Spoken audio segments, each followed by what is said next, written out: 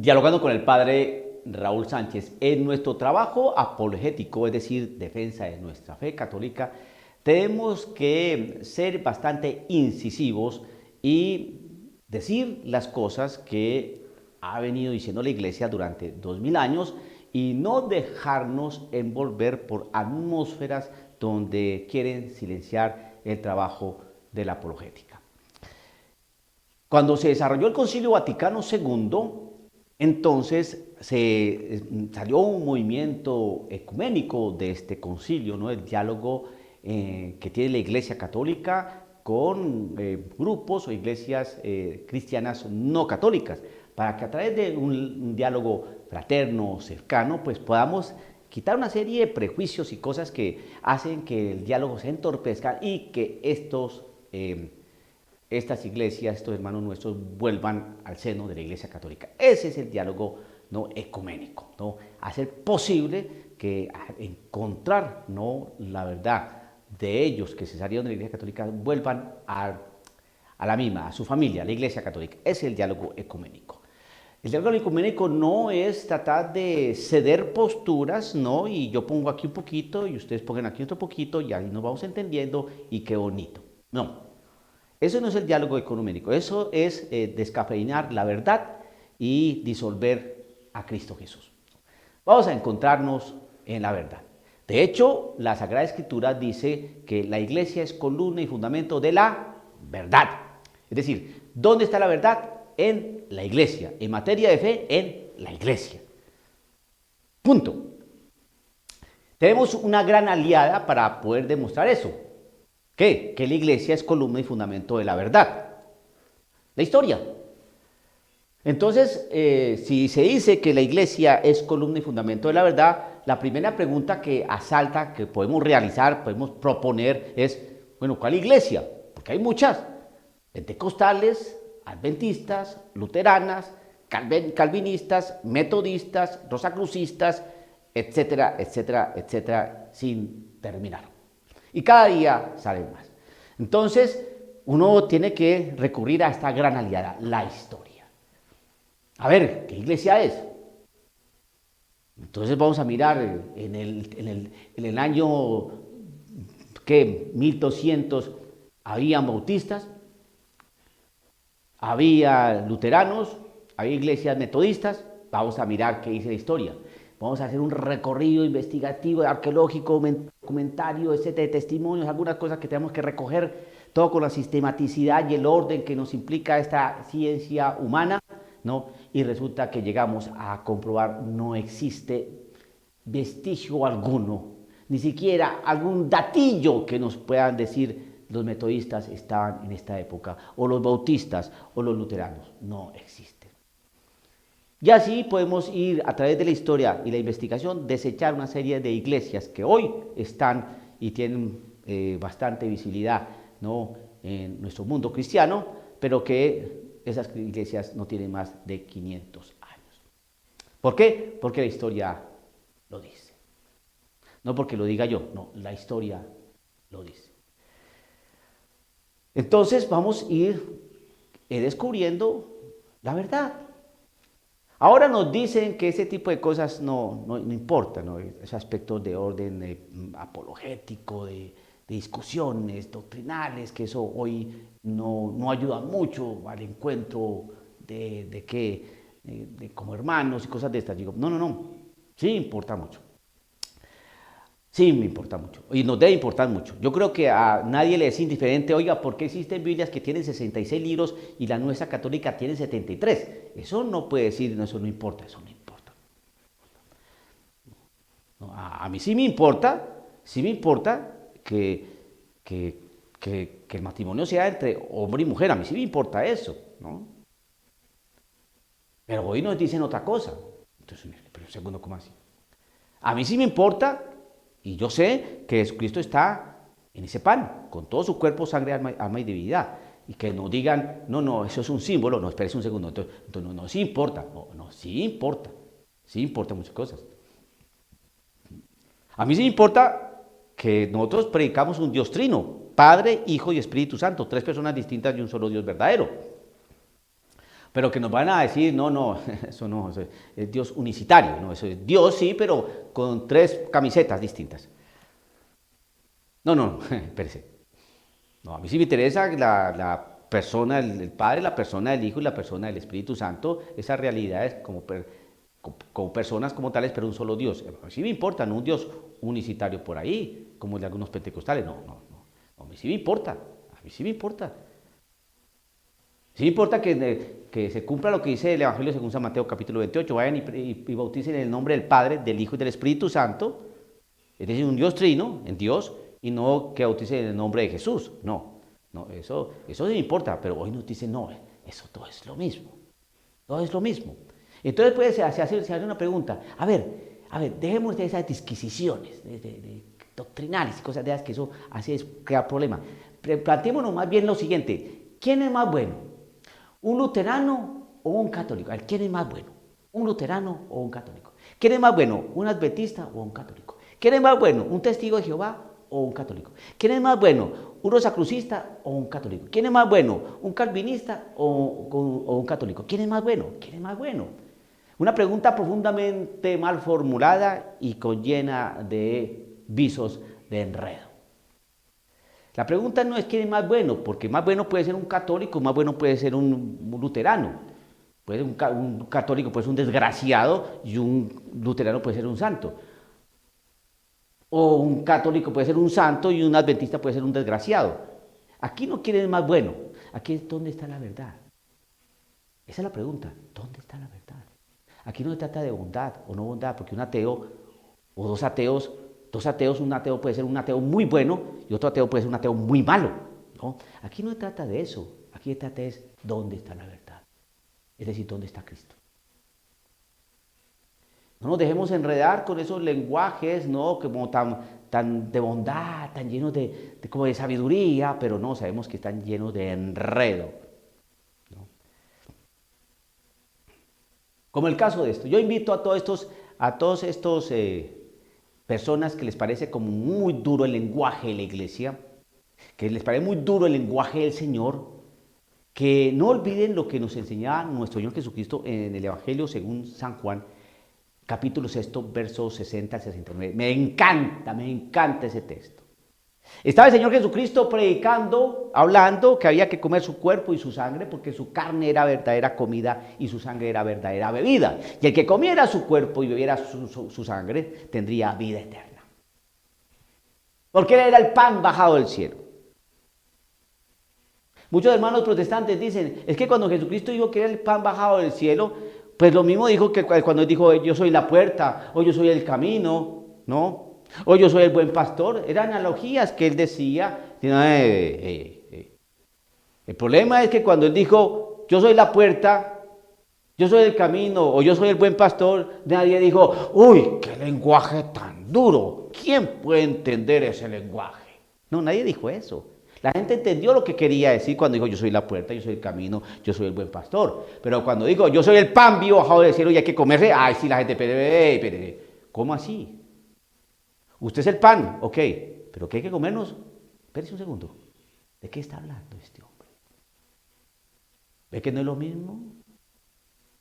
No es lo mismo que hay que comerse el pan que diga, no, es que es un símbolo. Está hablando simbólicamente. ¿Simbólicamente? Cuando dice que mi carne es verdadera comida, y mi sangre es verdadera bebida, verdadera, no simbólico o simbólica, no, verdadero. Entonces, como en un lenguaje tan duro, ¿qué pasó? Mire lo que le pasó a los discípulos que seguían a Cristo Jesús. Ojo, los discípulos, no estoy hablando de los apóstoles.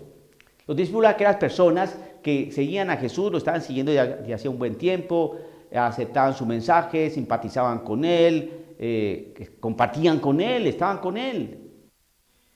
Era su maestro, distinto a los demás maestros.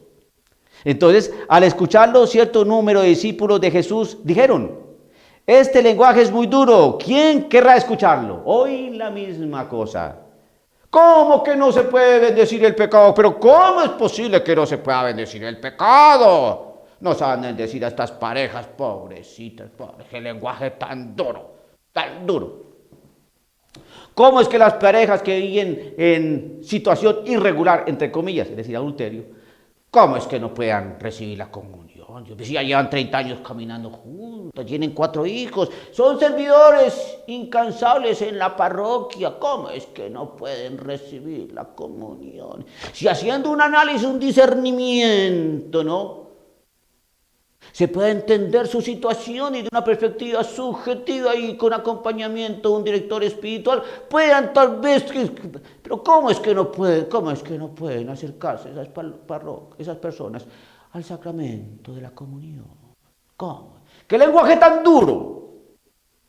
Pero ¿cómo es posible que un católico y un luterano que llevan ya 10 años de casados, el luterano no puede ir a recibir la comunión? Porque pastoralmente haría mucho bien a sus hijos pequeñitos que están ahí viendo a su papá y a su mamá yendo para allá, pero siempre ven a la mamá solita y el papá ahí sentadote. ¡Qué lenguaje tan duro! ¡Qué lenguaje tan duro! Sí, el lenguaje del Señor es muy duro.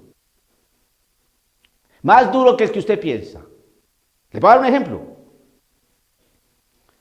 Ustedes han escuchado que ustedes han escuchado que se dijo, el que se casa, se divorcia y se vuelve a casar, comete adulterio. ¿Han escuchado ese mandamiento? ¿Han escuchado eso? Pues yo les digo, que el que mira con malos ojos a una mujer que no es esposa, ya adulteró con ella en su corazón. Ve que soy más duro, soy más duro. La ley es el que se casa, se divorcia, se vuelve a casar, comete adulterio. Ese es el mandamiento, esa es la prohibición, esa es la ley. Pero yo soy más duro. Yo digo el que mira ya. El que mira. Soy más duro. ¿De qué soy más duro? Soy más duro. Si tu ojo te es ocasión de pecado, córtatelo, sácatelo. ¿De qué soy más duro? Soy más duro. Mi lenguaje es muy duro. Y aquí estos discípulos se aterraron de que qué lenguaje tan duro. Y muchos hoy consideran esto es un lenguaje muy duro. Pero ¿cómo es posible? ¿Cómo es posible que dos personas que prefieren el mismo sexo no puedan vivir juntos, no puedan adoptar, no puedan tener familia? No, ¿cómo es posible que no? ¿Qué lenguaje tan duro el del Señor que dijo desde un principio los creó Dios hombre y mujer? El lenguaje de Dios es muy duro, sí Señor. O recogemos con Cristo o desparramos. O sí o no. Sí, el lenguaje es muy duro. Sí Señor. Pero hay uno que quiere pasar por la puerta ancha y por el camino amplio, que ¿a dónde conduce? Sí, ¿a dónde? A la perdición. ¿Qué dice eso? Cristo Jesús, el del lenguaje duro. Es muy duro, es muy rígido. Sí, exactamente. Muy rígido. Y a muchas personas les molesta lo rígido, lo duro. Al escucharlo, cierto número de discípulos de Jesús dijeron, este lenguaje es muy duro. ¿Quién querrá escucharlo? Hoy muchos se hacen la misma pregunta. ¿Qué dice el texto? Jesús se dio cuenta de que sus discípulos criticaban su discurso y les dijo, con que mi lenguaje es muy duro, porque digo que tienen que comer mi carne y beber mi sangre, y que eso les va a dar la vida eterna. ¿Les parece eso muy duro? Muy bien. Como critican mi discurso, ¿les desconcierta lo que he dicho? ¿Sí?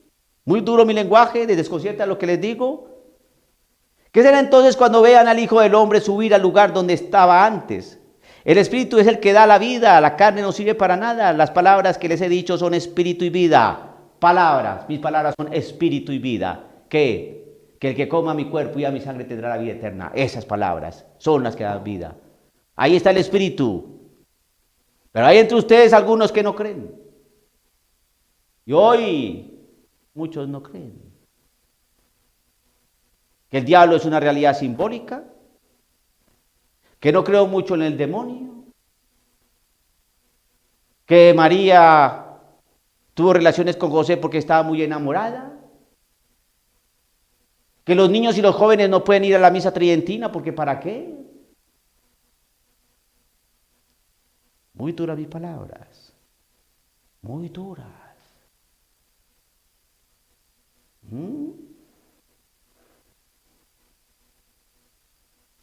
Pero entre ustedes hay algunos que no creen, les dijo Jesús. Y hoy también hay algunos, y diría yo, muchos que no creen.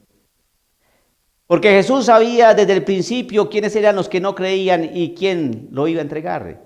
Y agregó, como he dicho antes, nadie puede venir a mí si no se lo concede mi Padre. A partir de entonces, muchos de sus discípulos se volvieron atrás y dejaron de seguirle. Pues aquellos que les parece la palabra del Señor Jesús muy duras, váyanse de la iglesia, porque están pudriendo con su hedor y su ambiente y sus palabras a la iglesia. ¿No les gusta el lenguaje de Cristo Jesús porque es muy duro? ¿No les gusta el lenguaje de Cristo Jesús porque parece que es anacrónico? ¿No les parece? Pues hagan lo que hicieron estos discípulos del Señor. Y entonces muchos de sus discípulos se volvieron atrás y dejaron de seguirle. Si no nos quieren seguir porque la iglesia tiene un lenguaje muy duro, porque la iglesia es de Cristo Jesús y Jesús tiene un lenguaje muy duro, pero Jesús es la verdad, por eso la iglesia es columna y fundamento de la verdad. ¿Cuál iglesia? La católica. Porque cuando Jesucristo dijo esto, o que Pablo hace referencia que la iglesia es columna y fundamento de la verdad, las iglesias protestantes no existían. ¿Por qué? Porque lo dice la historia. Así de simple. Así de sencillo. Y pueden hacer los protestantes malabares históricos y sacarnos y extender un montón de cosas, pero no existe prueba alguna. Por eso hoy prefieren denominarse iglesias cristianas no denominacionales. Somos la iglesia de Cristo. Pruébalo. Pruébalo que tú desde ahora puedes tener conexión y eres la iglesia que viene desde el primer siglo. No lo pueden hacer. Lo sentimos, pero no lo pueden hacer. Y para poder probar debe tener documentos, debe tener pastores, debe tener firmas, debe tener historia, pero no la tienen. No lo pueden hacer. Y nos dicen que no, que los apóstoles fueron los precursores de su iglesia. Sí, no fregues, porque empezamos a mirar lo que enseñaban estos apóstoles, los que predicaban estos apóstoles, y no tienen nada que ver con las iglesias que existen ahora. ¿Para qué nos engañamos? Pero hoy nos dicen que no importa, que todo es igual, que no pensemos en aspectos de orden doctrinal. Claro, porque ahí está el demonio. Al no fijarnos en los aspectos doctrinales se puede meter cualquier tontería. No. Jesucristo fue muy claro y a esta gente no le pareció y se empezaron a ir. Entonces el Señor Jesús reúne a los apóstoles y les dice lo siguiente: ¿quieren marcharse también ustedes? Ese es el Señor. El Señor no anda con misericorditis. No, por favor, no se vayan. Mire, dialoguemos, ¿sí? Dialoguemos, concertemos, pactemos. Ay, pero no se vayan. Ay, no se vayan, que estamos ya conformando esta iglesia. ¿Cómo se van a ir? Mire, tantos que tenían, ¿cómo se van a ir? ¿Cómo me van a dejar solito? No me dejen solito. Ay, por favor, se los pido, no me dejen solito. ¿Se quieren ir ustedes también? ¿También se quieren ir? Váyanse. ¿Qué le contestó el primer papa? Señor, ¿a quién iremos? Tú tienes palabras de vida eterna. A ti te creemos, Señor. Y todo aquel que quiere seguir a Cristo Jesús dice lo mismo que Pedro. ¿A quién iremos, Señor? ¿Con los musulmanes, con los judíos, con los indígenas, con los astrofísicos, con Lao Tse, con Krishna, con el pastor de la esquina? ¿Con quién vamos a ir? Nos quedamos contigo, Señor. Si tú dices que tú estás ahí en ese pan y que no tenemos que comer para tener vida eterna, lo hacemos. Eso se llama Eucaristía. Y eso nos da vida eterna, porque tú lo dices, Señor. Te creemos. Pues en la iglesia hay muchos que ya no creen. Y unos dejaron de creer hace 500 años, los protestantes. Pero hoy en la iglesia católica nos dicen, no, que todo eso es lo mismo. Y nos hacen preguntas infantiles.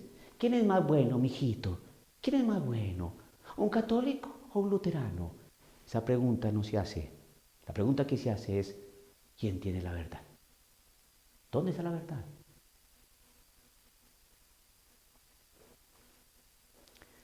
Dialogando con el padre Raúl Sánchez.